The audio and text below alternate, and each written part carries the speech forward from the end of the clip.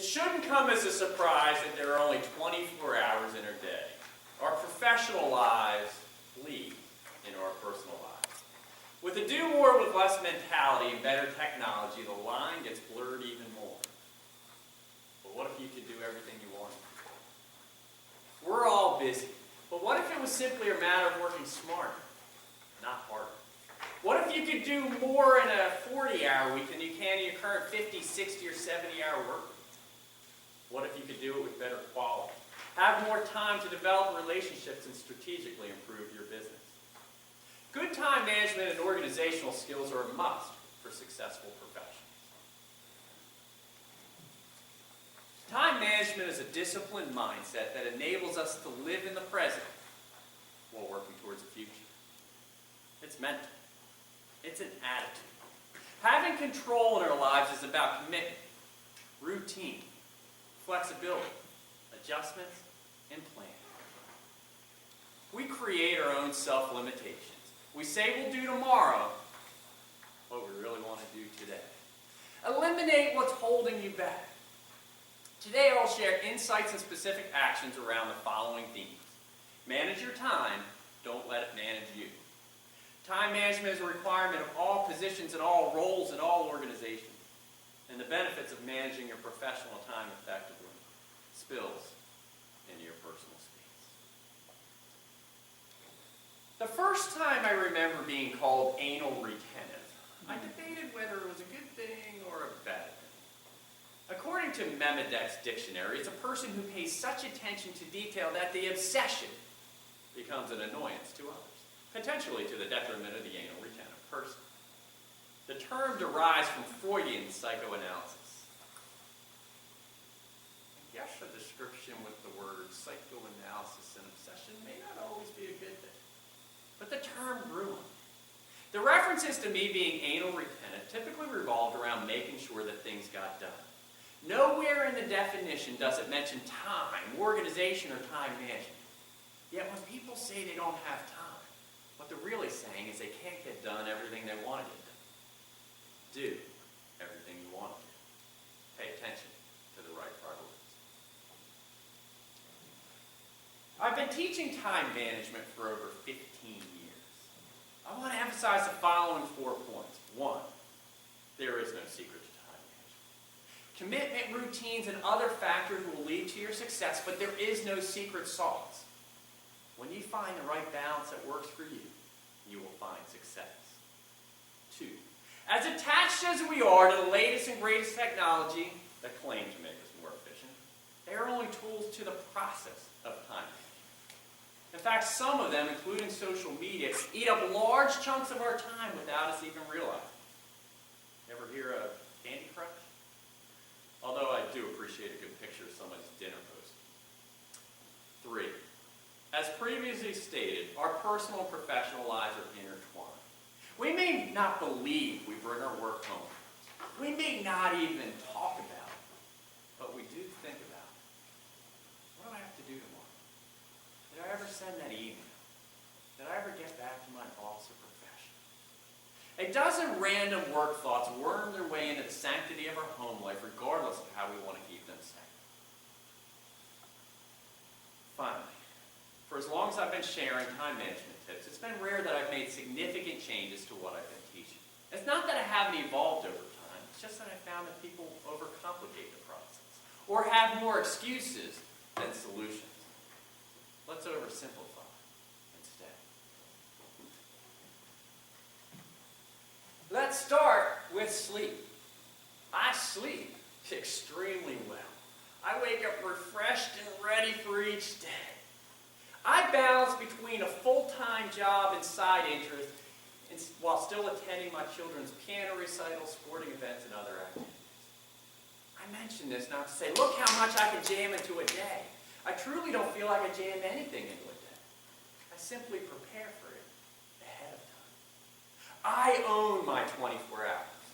I don't rent them. I determine what I do with them. I'm accountable. I was sitting in a company-sponsored time management training as a brand new manager at the ripe old age of 24. In my hands, I held assembled a time management binder that I was sure would solve all of my problems. The instructor made a comment that has unintentionally stuck with me over the years. If you don't manage your time well, you'll be playing catch with one of your kids one day and your mind will be elsewhere. Fast forward to many years later. I was playing soccer with one of my kids one day and my mind was wandering. I was distracted with work thoughts. My professional life was bleeding into my personal life. Time management has human connections that impact more than you. I was running to what I thought to be the most important meeting ever, so important I can't remember what it is. What I can remember is someone who worked for me stopped me at the office door and asked if I had a couple of minutes. I asked if it was important. The words said no. The eyes I remember so clearly said yes. I never saw her again. I found out later she had stress-related mental health issues. I could have found her the support and assistance she needed with a quick phone call. Instead, my calendar told me exactly where I needed to be and at what time. People take priority in time management. A lesson I had to learn the hard way. Have you ever been deep in thought or just hit your stride on a project only to have it snatched away with a phone call, an email that caught the corner of your eye, or even worse, a loud ding from one of the devices you're working from? Research has proven it'll take up to 7 times longer to get back to that thought than it took you to have the original idea in the first place. Minimize the distractions. Turn off your ringer. Turn off your email previews. Turn off the noise. Turning off the world won't solve your problems, but it will allow you to batch them until you're ready to deal with them. You do have control. You do eventually have to turn the world back on. How do you handle it? You build in time for the unexpected, or as the business world likes to affectionately call it, fire drills. In an article entitled "Don't Let Technology Take Over," Dave Beck references a basic study of over 1,000 office workers, showing that interruptions consume more than 2 hours or 28% of your typical work. Have you accounted for these 2 hours? Have you taught yourself to jump in to deal with these interruptions? Block off time for emails, phone calls, and other unanticipated tasks. These blocks can be an hour, 2, or even longer, and don't necessarily need a start time. They might start with a time, but they're flexible enough to move throughout the calendar. And block has a double meaning. Online and in many organizations, people might see that you're occupied and might not schedule something during that time. If a fire drill comes in, you take from this block that is less urgent so that you can deal with it. I was once transitioning into a brand new role. So I was sitting with the person whose job I'd be taking over. I asked him for a task list. He handed me 2. A short list and then a much longer list that included all the items from the short list plus many others. I asked him the difference. He said the short list was the least amount of work he can do in a day and walk out of here satisfied knowing he hit all the critical items. Since that day, I've managed to the concept of the least amount of work I can do in a day. Instead of pushing items day to day, which can actually take time, start to establish a must-do short list. When all these items are done, you can start pulling it into items from future days, weeks, or even months after. You must understand that when you push items day to day, it's a red flag. When you can account for the least amount of work you can do in a day and still consider yourself successful, you can walk out of here satisfied and understand the power of the pull versus the push. Next, touch it once. Get your minds out of the gun. I'm talking about email. I used to be the business support manager at a very large organization, and I was privy to my manager's inbox. And I was asked to manage it for him periodically. Seemed easy enough until the first time I saw it. There were over 1,000 emails. Some were read, some were not. Some were important, some were not. Some were urgent, some had some deadlines that were. I had some work to do. As soon as you allow yourself to read it or even preview it, you need to do something with it. And that might be unsubscribe from it if it's junk. Just delete it. Read it and delete it. Read it and respond to it. Read it, put it somewhere else for future reference, or actually put it in your calendar to work on it. That's it. Leaving it in your inbox is not an option. Learn to touch it once. Why touch it once? Because according to bizcommunity.com, there are 294 billion emails sent each day, with an estimated 75% considered spam. Getting through the 75% plus the 25% to actually do your job takes up valuable time. Now imagine, every time an email comes in, it grabs your attention and pulls you wrongful into multitasking. We live in a reactive work environment. We're slaves to this form of communication and are leashed to the devices that enable it. Take back control and create an email strategy. I'm going to reiterate some points with the DIRT method. D-I-R-R-T. Dedicate time to your inbox. Don't take them on one at a time throughout the day. Ignore new messages. Rather than behaving like Pavlov's dog, don't react to every bell and whistle telling you you have mail. Remember to touch it once. Take action and don't read it multiple times. Resist the urge to grab your smartphone first thing in the morning. Your attitude will thank you. And turn off the features that tell you you have mail. Have you ever watched an episode of Hoarders happening right in front of you? I used to manage an individual who was great with people but lacked organizational skills. We'd been working on him and I'd seen some improvement.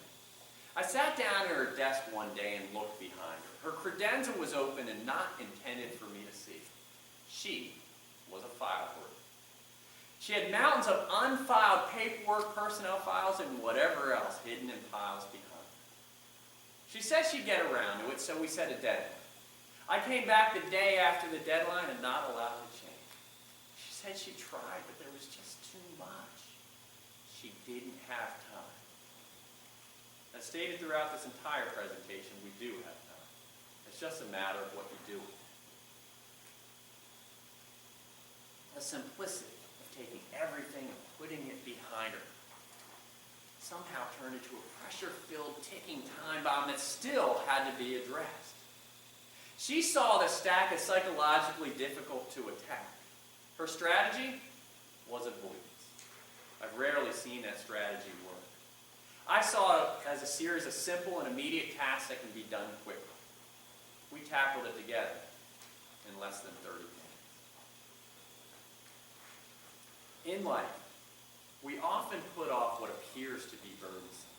We should have the same commitment level, so change your mindset to have that commitment level as if the deadline's hanging over your head.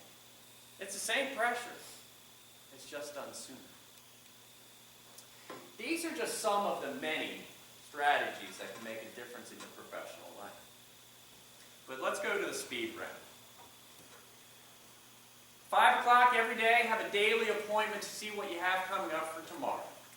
5 o'clock every Friday, see what you have coming up for the following week. And on the 26th, not the 30th of every month, see what you have coming up for the following month and the following quarter.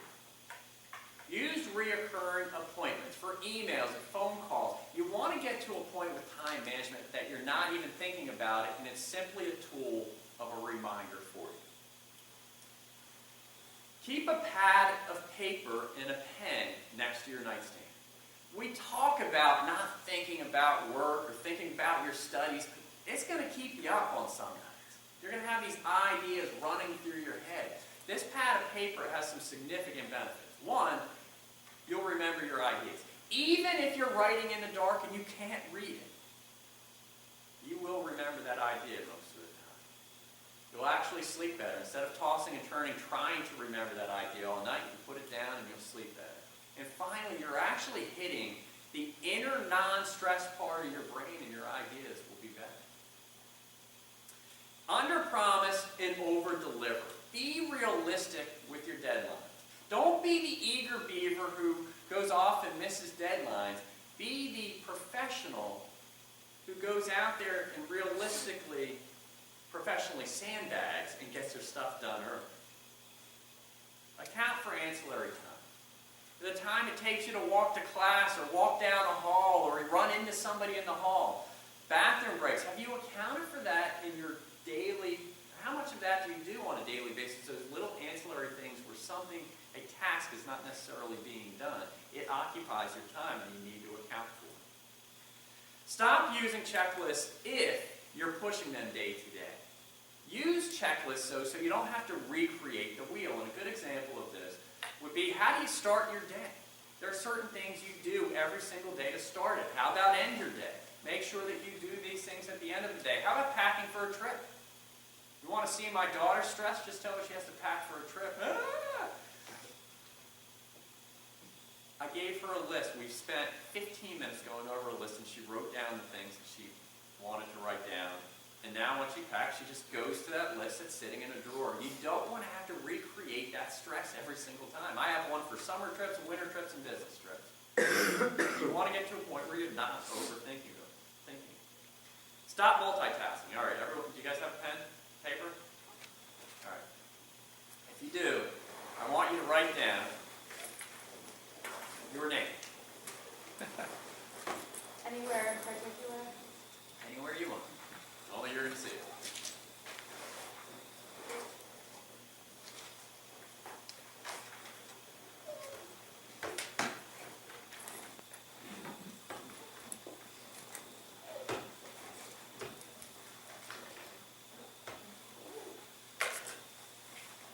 Approximately how long did it take you to write your name? A couple seconds? All right, we're going to multitask now. I want you to write down the first letter of your first name, followed by the first letter of your last name, followed by the second letter of your first name, followed by the second letter of your last name, and so on, until you're done finishing your name.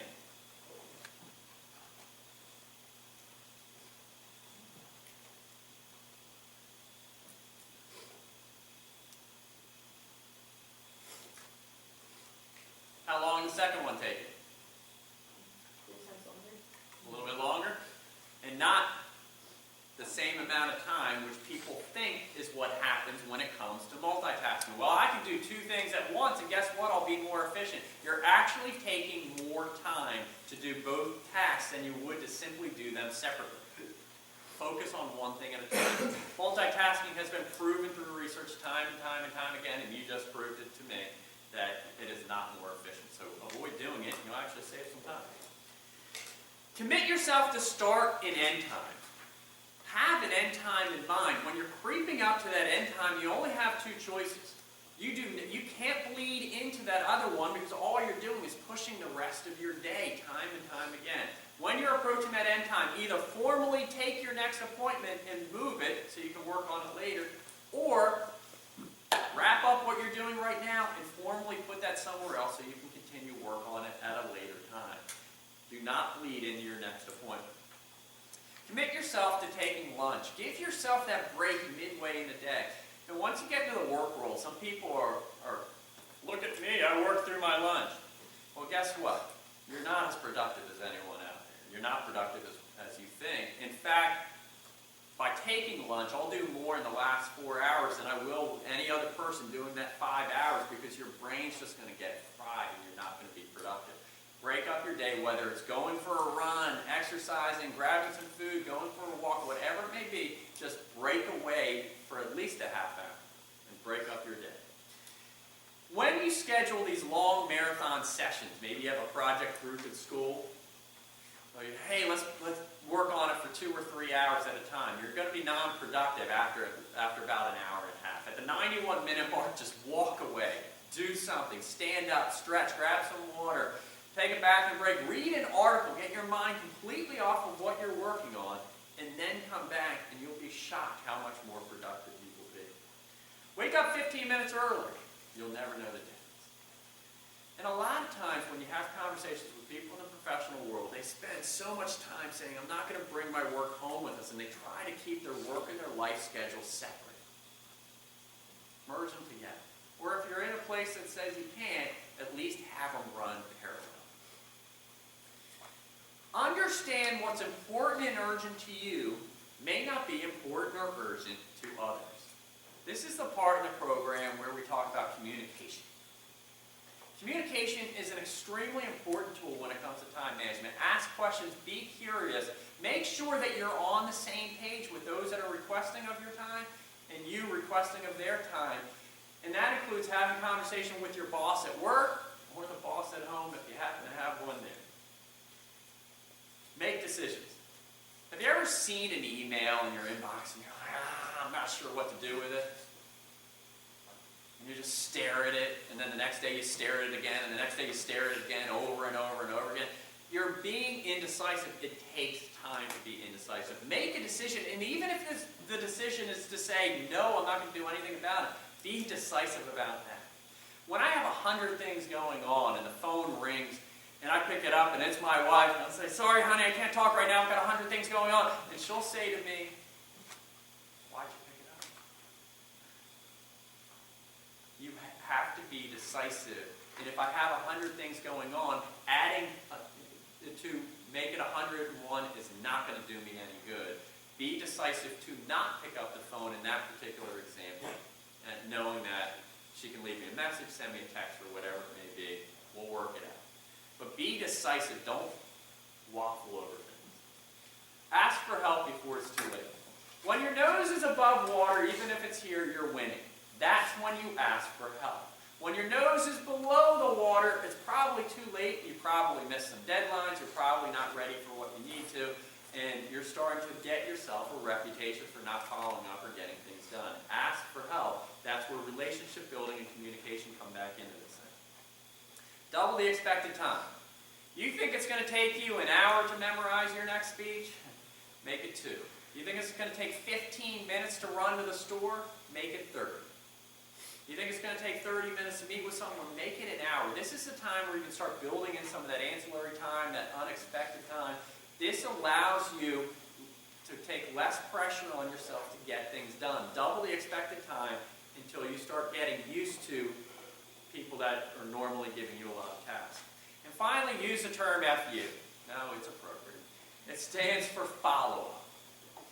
This is the time where you're actually doing the work. When you ask someone to do something for you, you should have an FU appointment. When someone asks of you, you should have an FU appointment so you can provide them updates. And this is your actual work time. These appointments are just as important as meeting with somebody. It's time where you're getting the stuff done, and that part has a tendency to get lost.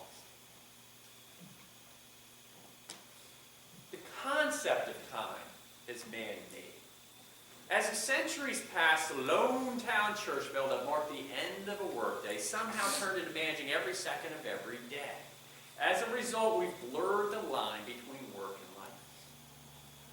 We have a choice every day in the 24 hours staring us in the face. I've been anal retentive, and I've been a consummate teacher and student of time management for years. Yet, I don't wear a watch. There's enough apparatus out there in the world telling us the time. But to me, time is the present, not a device. We can't live in the past. We only have this moment, but we can make our future better by managing our present effectively. I gave instructions to someone I mentored for her own development. She agreed it was reasonable and committed to doing it. She did. Her exact words were, I didn't have time. It's too bad. It doesn't hurt me. It also doesn't help her. I can't force her to do it. But she couldn't find 30 minutes a month for her own growth. We create our own self-limitations. We say we'll do tomorrow what we really want to do today. Take back your day. Today is a self-reflection on what you can do to control your day. you may not think you have time to invest to improve your time management. Think again. You need to think again because there are only 24 hours in a day, and they can't all be devoted to work or school. But if you don't get the work part right, you can't balance the life piece. Start immediately. In time management terms, that's now. Thank you.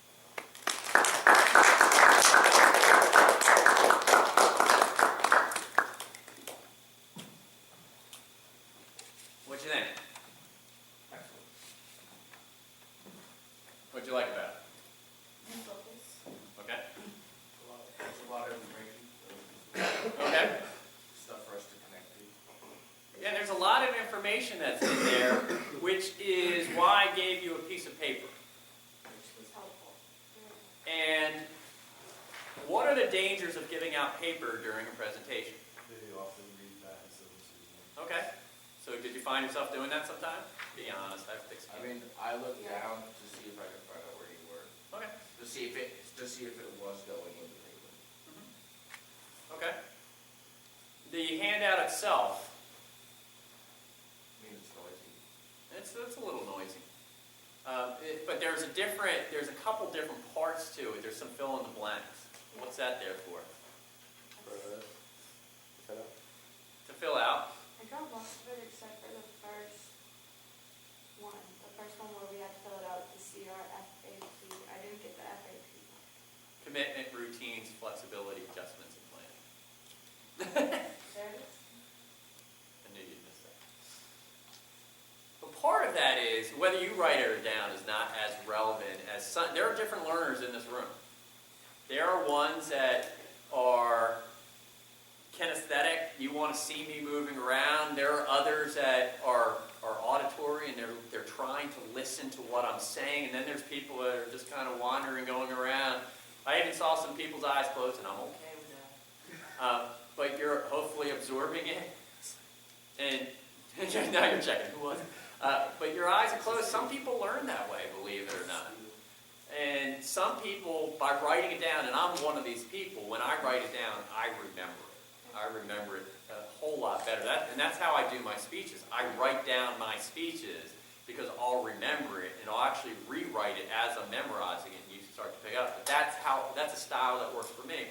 So I'm being somewhat flexible, trying to be flexible to make everybody happy with different types of learning with doing this. And I've been given some feedback. There's an awful lot of good information that's in there, but there's a lot. So if you didn't catch it in the presentation, the anticipation is that you get to walk away with this piece of paper. And you may not remember I had said it. And you're like, oh yeah, now I remember. And it'll come back to you. It's part of information retention because we know that information retention is, 10% when you walk out of this room after about a week. So we expect you to have it. And there's some information that's on the bottom. Feel free to connect with me if you want on Twitter, LinkedIn, whatever. So that's the piece of paper part of it. What else did you like about it?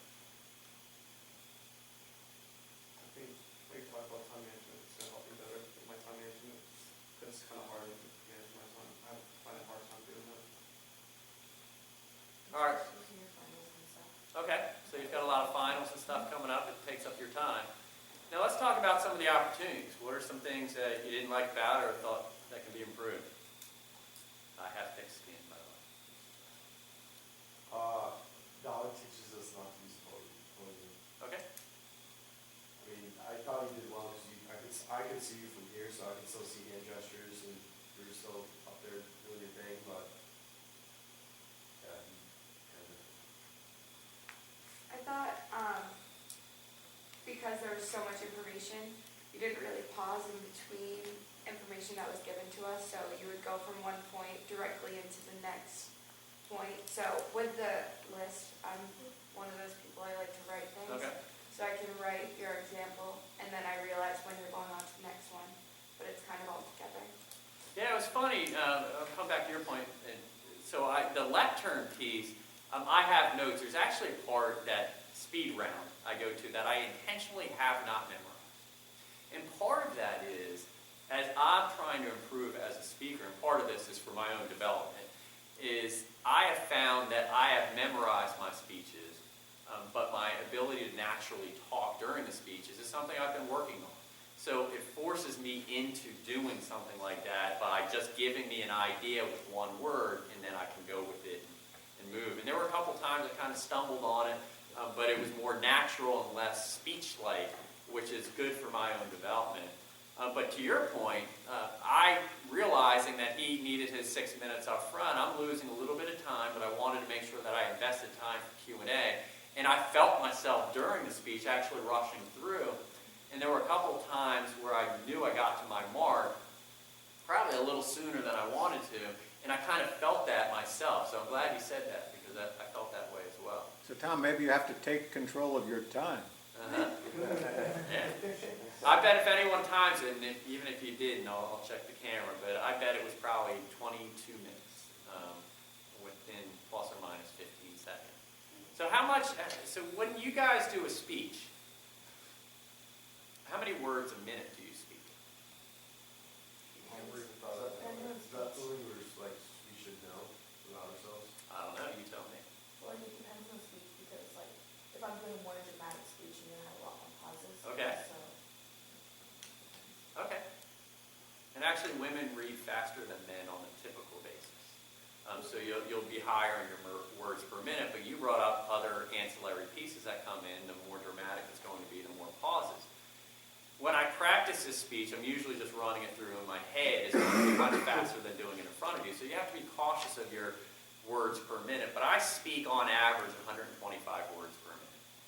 So I know when I write a speech, and I need to do a 7-minute speech, I go 7 times 125, and I know approximately how much, and then I can plus or minus, depending on the drama that's involved in it, the usage of the stage, and the movement, those types of things. Audience reaction is going to be a piece. If you end up getting some laughter, I didn't get a whole lot here, but I'm okay with that. If you don't get that, if you get some in an audience, and as your audiences get bigger, you're going to get longer reactions, so you have to account for that. So I usually use about 125 words per minute as what I'm working through. But you should know, you were just assigned a 4-minute speech. So I would take a speech you've already done before and read it as if you're giving it, and figure out approximately how much, and then you'll start to figure out about how much you need to do. And so I just wrote another 7-minute speech, and there were 1,200 words in it. I was about 300 words too long.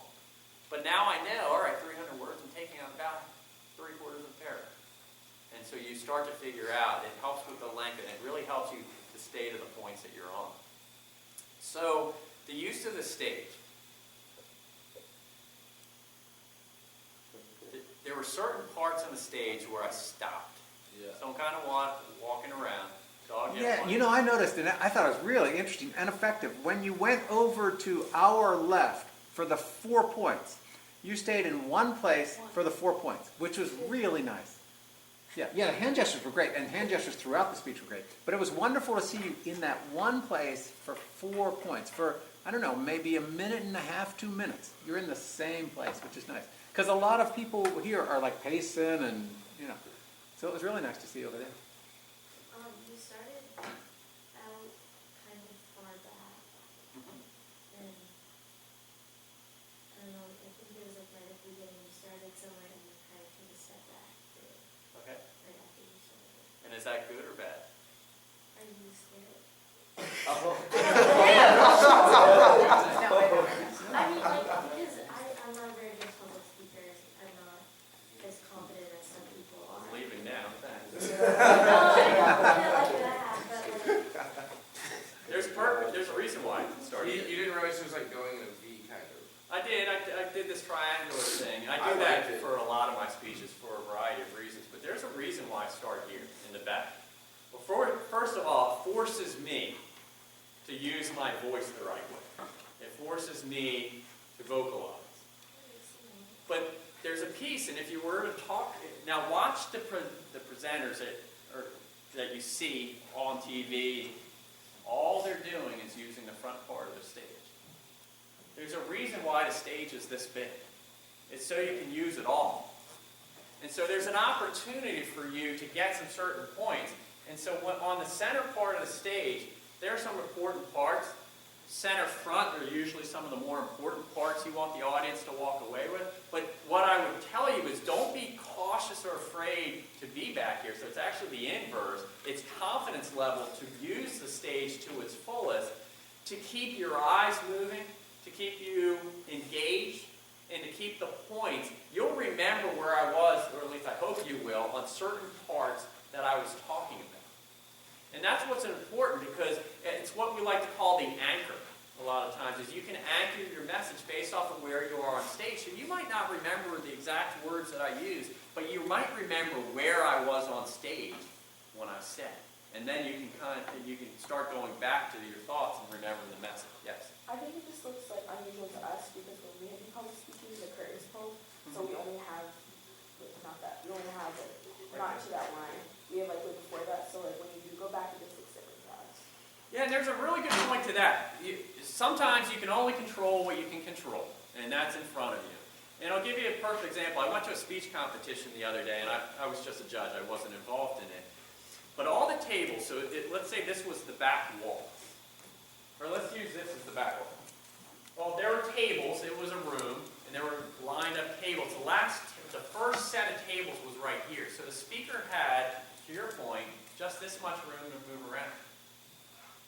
And they all accepted it. Every one of the competitors accepted what was there. Tables were on wheels. When I compete, or when I have the choice, as a speaker, you do have some control. You might have control of lighting. I came in, I got here about 30 minutes early, and I made sure that the lighting, there was a light that was blinding me, so we turned it off. I'm no longer blinded. The microphone was left on. I didn't need it, or I didn't, going from a non-mic to all of a sudden coming over here to a mic, I would have blown you out of the water. So these are things that you can control ahead of time when it comes to public speaking. If the curtain's closed, you live with what's been given to you, but if you have the opportunity to open it up and use what's in front of you, absolutely do. So on some of the things to improve on, and this will be a loaded question and it's intentional, did this speech have anything to do with students? A little bit? I mean, not any specifically, but you can relate it. It has Okay. things you can apply to the student, but it was more based on work. Yeah, and most of it, 95% of it was based on the professional world. I didn't write the speech for you, no offense. As I said, this is practice for me. Thank you very much. I get to give this speech in front of some people later on next month who are in the professional world. But in a real non-public speaking class where I'm speaking to an audience on time management, I went to a high school and I spoke to them on time management. I did not give them that speech.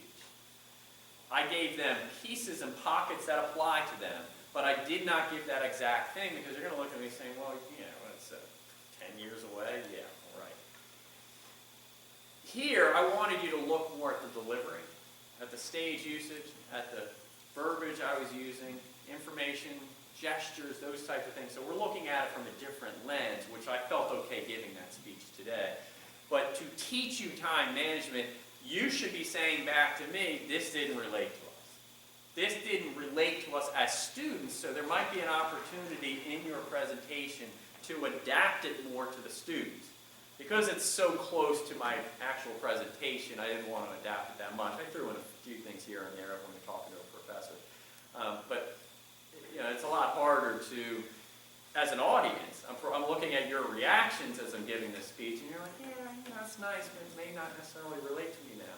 And it's funny, as a speaker, when you see that, but you know it's coming, imagine now giving a speech that you haven't thought about the audience. And you give it, and you get that very similar reaction.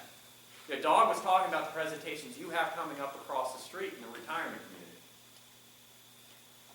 And your dog's ideas that were being tossed out were, how is this going to relate to them? This is their speech. And this is the hardest thing for speakers to pick up on. It's not about you. It's the easiest thing to talk about, I, me, we, but it's not about me. Now, in order to be a comfortable public speaker, you should talk about the things that make you comfortable. So I will share my stories, but my messages And the stories have to relate somehow to you. And it's probably one of the biggest learnings I've had in public speaking. And I know you won't believe it, but I am painfully shy and introverted in the present tense. It takes a lot to get up here to talk to you. But once I'm there, I love it because I'm proud of the messages that are sent, but it takes a lot to get up there. But it used to be always me, me, me, me, me. My stories, my speech, my stuff. And I'll leave you on the message of, once I started to realize it's not about me, it's about the audience. How are they going to walk away? Are they going to walk away with something? Then all of a sudden, it turns. So, thank you very much, gang.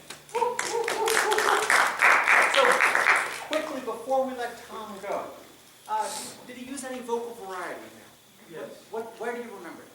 I remember him, it was like 1, 2, 3. You got the ding, you got the daughter's reaction. Do you remember how Tom changed his voice when he said, this is a psychoanalytical kind of term? I don't know. So Tom is using a lot of vocal variety. When he used sources, did he cite them? Yeah, I did, that's what I noticed. He cited all of them. And then finally, did you notice on the hand gestures? When he would do a hand gesture, he would often hold it, which is what you want to do. You want to hold the hand gesture so people see what you're talking about. I don't think he did the blood in his life for this one time. Yes, Or when he Now, said to I want to come celebrate back to that point. Yeah, great, go ahead. Because I was walking out, and I had given it to some people and had some positive feedback, some constructive stuff. And this guy comes up and he goes, what the hell is that? What do you mean? He's like, when you're bleeding from your personal life into your professional life, it's nothing. It means nothing to me. Was he right? Does this mean you're bleeding from your personal life to your professional life? The answer is no. But sometimes when it comes to gestures, we're trying to go so literal. We forget that by the second and third time I do this, you instantly go back to where it was, and it's reinforced now. So now you'll start to figure out, I start to do this, and you're like, oh yeah, he's going into bleeding now. So there's a carryover into it. I'm really glad you said that because I felt somewhat defensive trying to convince that other person there's a reason for it. So anyhow, great observation. Yeah, and tons of great things. Of course, great volume, Yeah. great eye contact, all of the essentials. Ladies and gentlemen, let's give it up one more time for our Tom.